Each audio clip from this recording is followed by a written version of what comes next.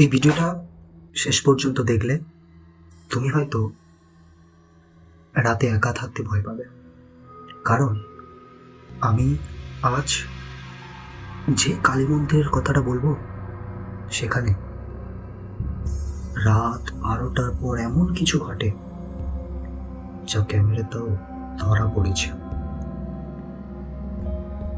পশ্চিমবঙ্গের এক দূর গ্রামের শেষ প্রান্তে ছিল একটা পুরনো কালী মন্দির।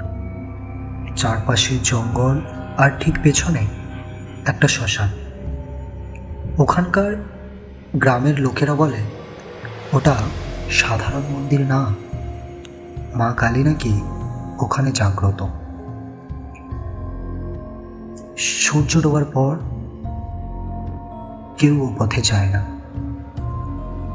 লোকজন বলে রাত 12টার পর মন্দিরের ভিতর থেকে লাল আলো বের হয়, কখনো ঢাকের শব্দ, কখনো মহিলার হাসি। কিন্তু আশ্চর্যের কথা, ওই সময় মন্দিরে কেউ থাকে না।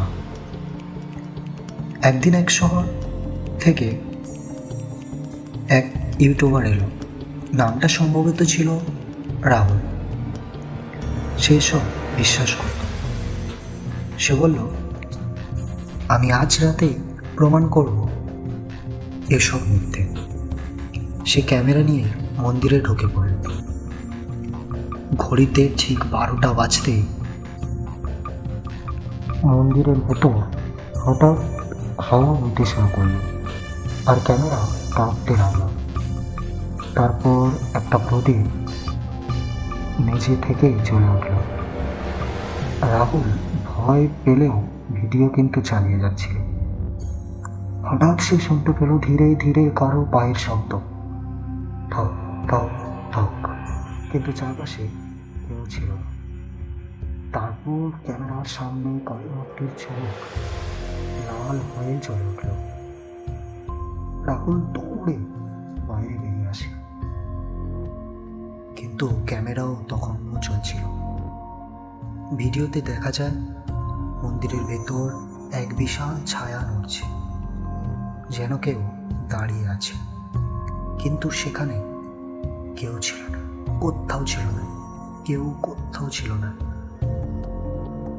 পরের দিন সকালে গ্রামবাসীরা রাহুলকে মন্দিরের সামনে অজ্ঞান অবস্থায় পায়। সে শুধু একটা কথাই বলছিল, আমি দেখেছি, মা সত্যি হয়েছে। তুমি কি এমন জায়গায় রাতে যেতে পারো? কমেন্টে জানো। তুমি বিশ্বাস করো নাকি এটা শুধু কাঁদতে?